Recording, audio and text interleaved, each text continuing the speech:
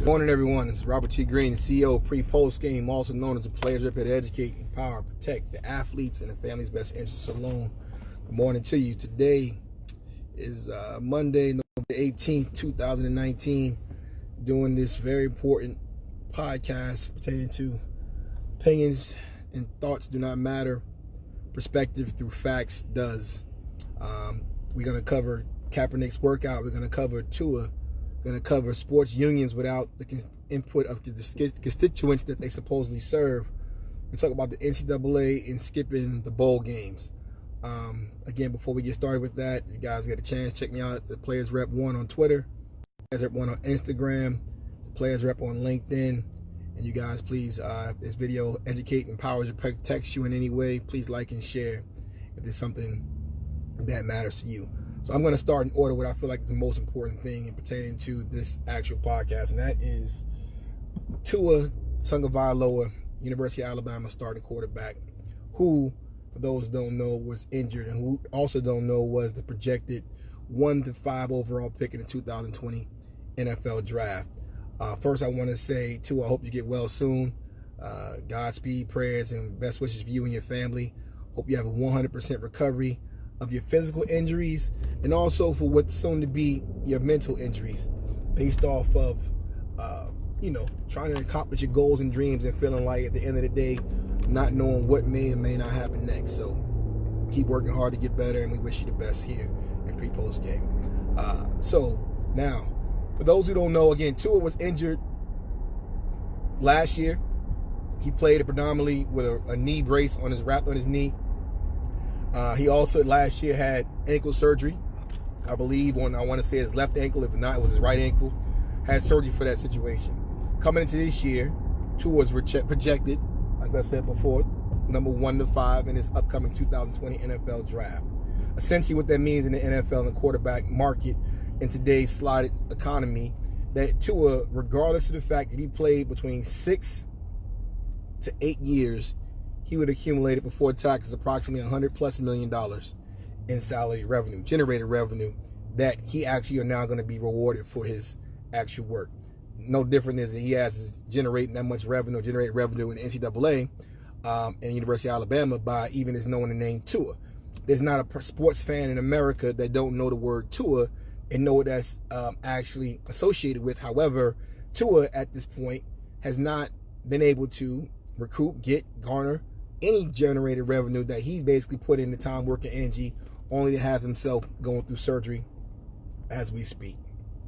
So now, with that being said, he gets a surgery for a right ankle sprain. And what hurts me so bad about this is that I said approximately the time that it happened, that there's no way that a young man with a high ankle sprain should be getting surgery the next day. Who and what coerced him to be able to do that? What person around him said to him that getting ankle surgery on your ankle is in his best interest? Because anyone that said that is neglectful at best, ignorant more than likely, and at the end of the day is simply using Tua for what he can do for them, not the other way around.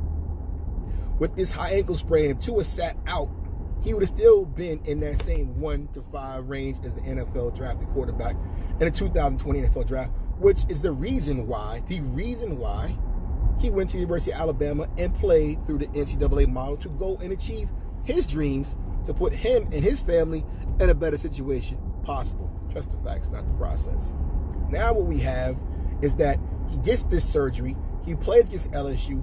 Anyone who knows football watching the game can clearly see this young man, after 1 week of surgery, was not healthy, was not able to run around, did not look great. But once again, doing what kids do, the team, trusting the process, do it for everybody else besides yourself. And then literally what happens to Tua? He comes into the next week after that game that they lose with Tua with the injured ankle. And Nick Saban feels like he throws him out there and says, you know what? I don't worry about kids getting injured. So he puts him in the game, and the score is 35-7 in the second quarter. And he says that he wanted to have Tua practice the 2-minute drill. For people who don't understand, once again, how this industry looks at us as athletes and treats us as we are dismissible commodities to be used and thrown away out of the own man's mouth. I do not worry about people getting injured, which again, at the end of the day, this is his future, but you don't worry about his future. And then you said that a man that has almost $200 million on the line, that you wanted to play practice with him when you're up 35-7. I'm going to be very clear, matter of fact, about this, people. If you want to let Nick Saban, University of Alabama, the NCAA, coerce you, tell you everything you want to hear, not what you need to know, jeopardize your future for a cheap hat, t-shirt, ring, and a fight song, I can't say nothing else to you. That's on you. You don't need to be able to tell me, Nick Saban, when I'm up 35-7 as Tua, and this is my body and my life, that I still should be playing. If that kid literally is still begging to stay in the game up 35-7, not understanding what this future holds in business, and you as a university and a school and an athletic director and a coach and an NFLPA and this NCPA sit back and watch and do nothing, you are just as complicit as every sports trafficker, every runner, every close family friend that's yet still to be named in Chase Young situation there is. That's my thoughts on that. My heart hurts for Tua. My heart hurts for every kid. At this point, there's about 7 projected first-round draft picks that are now injured or hurt for the season. Mind you, none of these universities have paid a dime to cover these kids in insurance of their worth, of what they generated revenue-wise to bring back to that school, but yet you want them to trust the process. The process that now has them losing millions of dollars because of them trusting you. And let that sink in for a second. Sports, is particularly football, is a short-lived opportunity, not career, because it's not 20 years. You can't retire when you want. Your body is going to say when. And it says when you were injured a certain amount of time. So again, if you don't know your body, if you don't know this business, where this is going to end up is not predicated on how many sacks or touchdowns you threw. If you don't believe me, go ask Lawrence Taylor right now, or go ask Mark Gastineau from the New York Jets Sack Exchange how they feel about being the Jets' all-time leading sacker. Or would he rather basically be in a situation financially and emotionally where he doesn't have the cancer that he has, living in the small place he's living in, and have to turn around and try to get his story heard on Facebook because he trusted the process? For all those guys chasing those gold jackets and those busts out there, ask yourself how many people out there that literally that use you to get you onto that bus is answering your phone call right now when you can't pay your own medical bills. For the ones that still got the CTE concussion and the lawyers that set them up for documents that they signed that they didn't understand. That's what you're getting for trusting the process. You can't get that back. And there's no one that can say otherwise. What I'm saying is not factual. Like I said, thoughts and opinions do not matter. Perspective and facts matters all the way through. And if someone wants to approach you to make you do it, to have a decision to do certain things, and the facts don't put you in the best situation possible, and you do it anyway, again, look yourself in the mirror. It can't be like that. You get one shot at this. And the fact is, if I was a parent and I knew my goal was to basically be a quarterback in the National Football League, let's trust some more facts, not the process. The last first-round quarterback in the University of Alabama came in 1971, and his name was Richard Todd. I bet you guys know that, but I'm the player's rep, and that's my job to know that. So when an athlete talking about wanting to go to the NFL and be a high-drafted quarterback, Alabama is not going to be the school that pre-post game advise them on. Why? Because Nick Saban has no actual background history of doing anything successful with the quarterbacks. The best quarterback Nick Saban ever had the audacity to try to say was decent was Greg McElroy. But yet, everyone want to say Nick Saban's a great coach. You don't even know when Nick Saban started coaching. He started coaching in 1973. If every athlete is going to play in Alabama, goal is to go to the National Football League, understand that the National Football League and the players that were there ran Nick Saban out of the National Football League because he's an overseer. He's a dominator. He doesn't respect the people that actually work for him. That's why the players told him to keep it moving. Because you're not telling no grown men how to operate in business and talking to them like some dogs. But then everybody gets shocked when something happens at Alabama and say, oh, I can't believe this. No, trust the facts, not the process. Sports is not a game. Sports is all business. Invest in yourself, not the industry. I skipped around a little bit because I was going to go back to Nick Saban later. But like I said, he's not worth my time, and honestly, he's not worth two as anybody else is going for it at this point.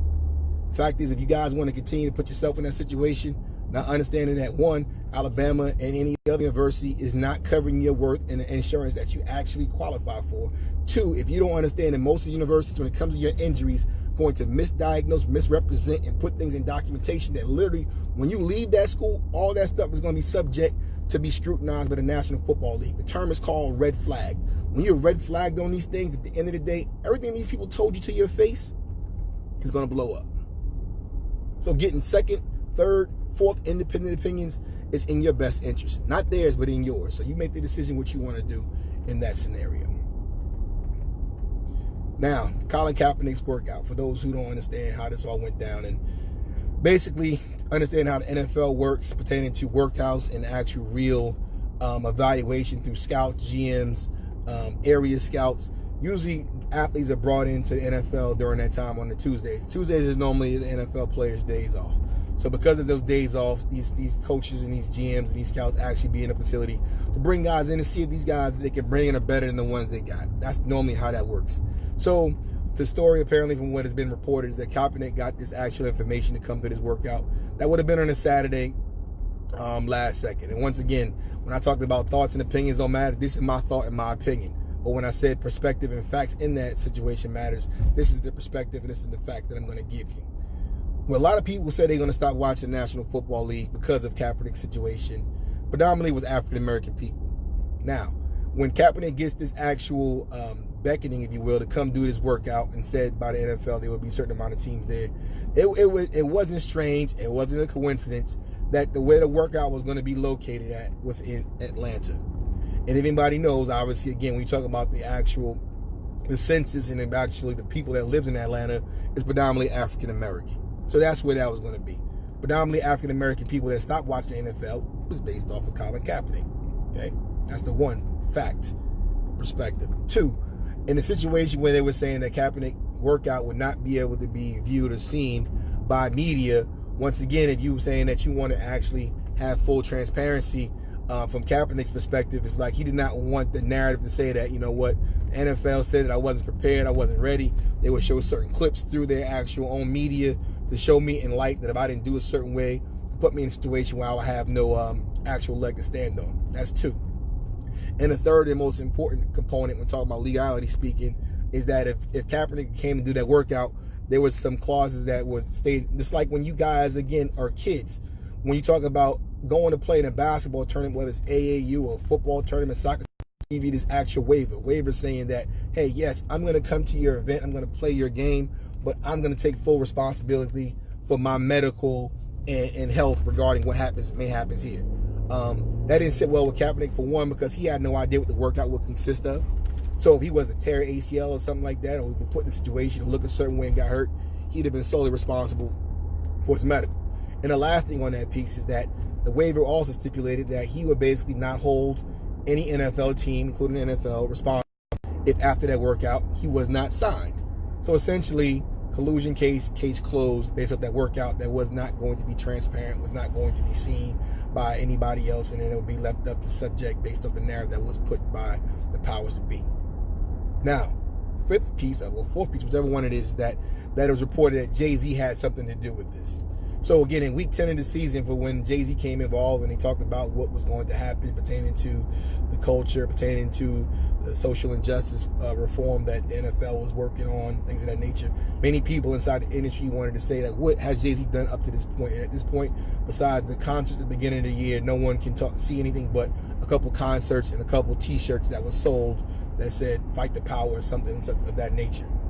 So again, when it came to the perspective or the actual optics of it all, it's gotten to the point where no one's really seeing a real type of movement or a real type of change, and based off of anything that was going on that was suggested to be happening at the beginning of the actual NFL season, 100 season in 2019. So now with that being said, because this workout went the way it did, again, the workout is the workout. But when I talk about being a professional in sports and how Kaepernick, in my opinion, again, doesn't really matter. My thoughts doesn't really matter. The facts and perspectives do. When you are there to play a sport, and again, the sport is a job, and the sport is a job in a career that you're trying to get based off of the people that actually make the decisions in that sport, in that business in the case. So to tell the National Football League owners, I've been ready for 3 years, and not to be scared, or the commissioner, Roger Goodell, in my professional, fact-based perspective opinion, was unprofessional. It did not help Colin Kaepernick's case in a sense that fully understand him wanting transparency pertaining to that workout, fully understand that he felt like at the end of the day what they were trying to do was going to upset his actual court case. But once you went to do that open workout yourself, there's a level of professionalism and also humility that you must have pertaining to, you don't have to play in the National Football League. It's his right, but it's also the owner's right that owns that league, and they say that, you know what, they don't feel like he's good for business. And the reason why I feel like this actual workout, and again, thoughts and opinions don't matter, which is mine, but facts and perspectives do, is that the NFL essentially have not seen a recourse or a reprieve in that actual money that they lost from the fans with Colin Kaepernick.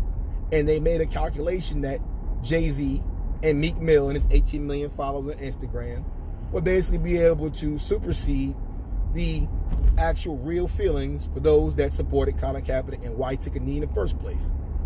The NFL is not losing any money, but at the same time, they have not recouped that money for those same Colin Kaepernick followers and fans. And at the end of the day, for the NFL, it's all business.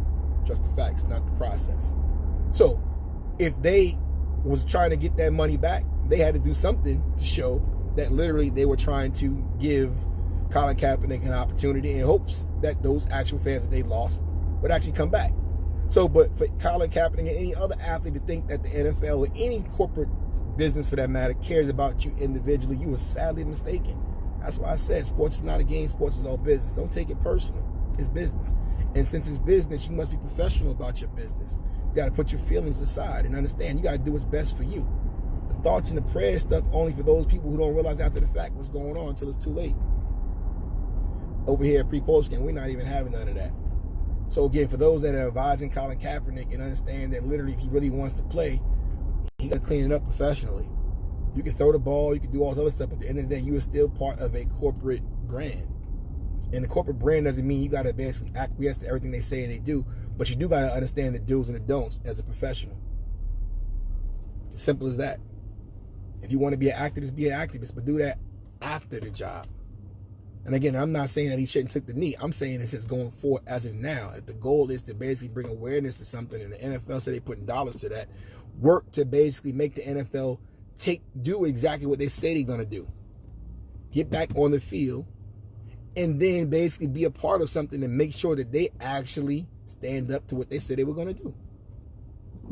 There's only a couple ways you can go about doing that. And calling the actual person that actually going to sign your check scared isn't going to happen. And so I don't want athletes, again, that's young, watching what goes on in society, thinking that it's okay to act a fool because you feel like your emotions got the best of you. It's no different than Myles Garrett and what he did and what Mason Rudolph did to get Garrett to do that. It doesn't matter. If you're not wearing a uniform, both going to jail. One might go to jail for longer because of what he used as a weapon. Simple as that. Again, opinions and thoughts don't matter. Facts and perspectives do. So all the way back to youth programs and college programs and what's going on, and whether you're talking about Grayson Allen from Duke and how he's to trip people, this goes back to kids are watching these adults and how they operate and how they do their business. But yet they want to dream and to believe to be like these actual guys. But then at the end of the day, when they have these huge, humongous meltdowns and breakdowns, if you want to say that, hey, Antonio Brown, we should look up to Terrell Owens, but there you go. Well, if you look at Terrell Owens so much, someone should explain to Antonio Brown how Terrell Owens' career ended up. Tax evasion, I think 4 to 6 baby mothers, no money to show for nothing, playing in arena football at 30 years old or something like that, and he played for 2 weeks and realized, hey, arena guys don't play. Ran him up out the league. Still trying to get involved, still tweeting every now and again, talking about he played for somebody. If you don't understand your HIS story, you are doomed to repeat it. Just the facts, not the process. Now, these sports unions, whether it's the NFLPA, NCPA, NBAPA, MLBPA, for those of you to continue to create these unions to basically represent, as you say, the actual athlete best interest, and then technically what the NCAA is supposed to be doing without even getting the input or the direction of the actual constituents, is disgraceful. For those of you who don't know, I happen to manage and work with a lot of professional athletes, I have to work with a lot of high school athletes, happen to work with a lot of retired athletes. I've been in the business of saving lives mentally, physically, financially, emotionally for about 20 years now. And what I learned in this business is that the majority of the people in the business, the ones that actually compensate me or the ones that hired me, have a thought process that, yeah, they really want to help. But then when you really want to help, you will find that those same people that say they want to help did not care to ask those that they supposedly are helping. Help is only help when the person that you're helping recognizes as such. You can tell anybody you want, oh yeah, I really cared about that person, I wish them well, I did this, I did that. And then that person that they were trying to help ended up in a bad situation. You can look at it, like I said again, thoughts and opinions, this is mine, don't matter. Facts and perspective does. If those that wanted to say that, you know what, the PAs are in the best interest of the athletes, but you look back at the actual athletes that's no longer in the game, and from the PA, you watch them dying on their beds without their medical bills, can't pay their rent, can't do all these things, but yet they got bused in Canton, Ohio, or in Springfield, Massachusetts. But yet you want the next group of generation to think that you as a PA had their best interests in mind. And you want them to ignore the fact and say, hey, what happened to your predecessor won't happen to you. Because you don't want them to see that. Unfortunately for you guys, I'm going to ensure that they see that, so they don't end up like that. Just the facts, not the process. So, like any other union, yes, a union is based off of things that literally in the real world, in real corporate America, based on a group of people that equally are trying to obtain rights on their behalf. You cannot say that and apply that in the sports business and revenue streaming situation-wise.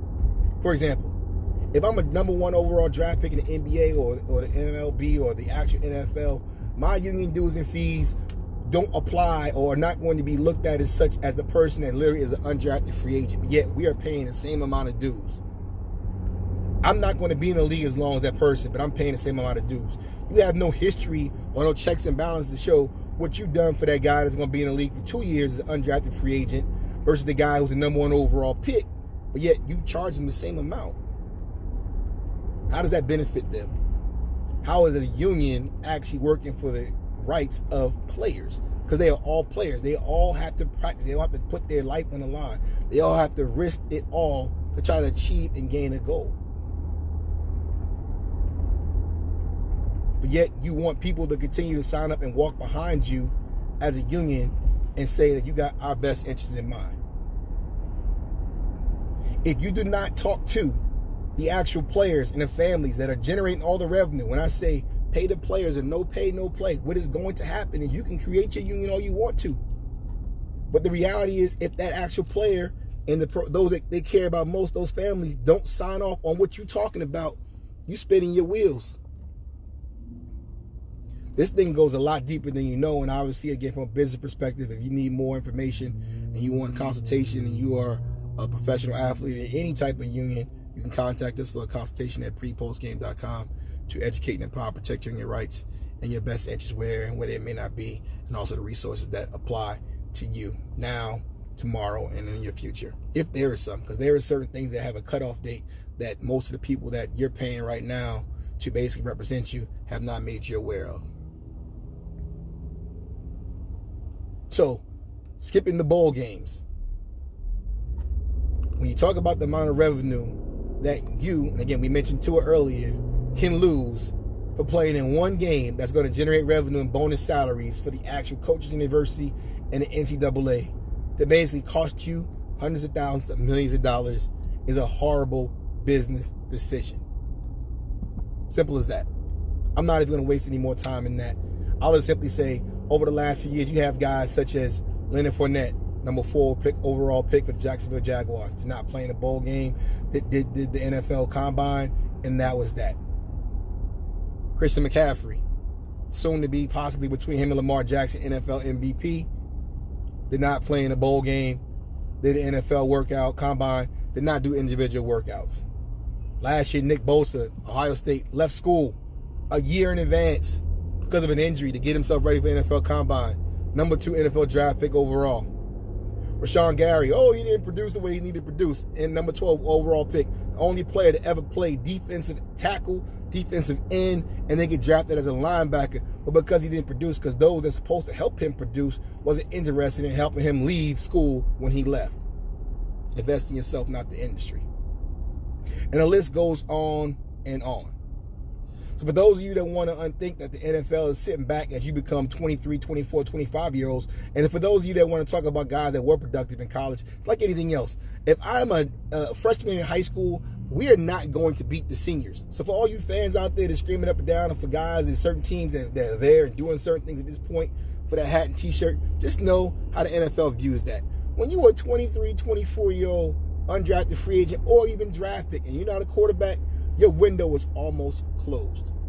So yes, you may have a great productive career in college, but when it comes to the NFL, your career is going to be short. The numbers say so.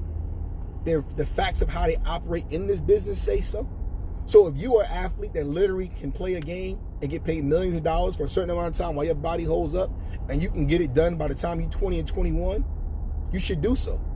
Because at the end of the day, when you can no longer do it, the powers that be are going to remove you because it's going to be a draft every year. A true essence of a draft means someone is dying is no longer there to replenish. There's no one dying in sports, but they're drafting every year. That's their business model. Cheap labor. So the cheaper you are, the longer they can keep you, the better off your body is, the more they're going to keep you around. The older you are, the more your body's broken up, the more injuries you got, the quicker they're going to get rid of you. Trust the facts, not the process. It don't take rocket science. So once again, you guys got to understand, if you all about basically doing what's best for someone else's business, more power to you. But if you're interested in putting yourself in the best situation possible for you and your family and life, you should contact us at prepostgame.com. My name is Robert T. Green. I'm CEO of Prepostgame, here to educate, empower, protect the athlete and the family's best interests alone, their best interests. I can prove that. If someone is trying to sell you something, trying to pitch something to you, and that pitch doesn't involve your input in how it can actually benefit you long term, understand you're being trafficked. Understand that's a runner. Understand the difference between being a boss and being someone else's, you know what. Again, you guys be well, be blessed, and have a great day.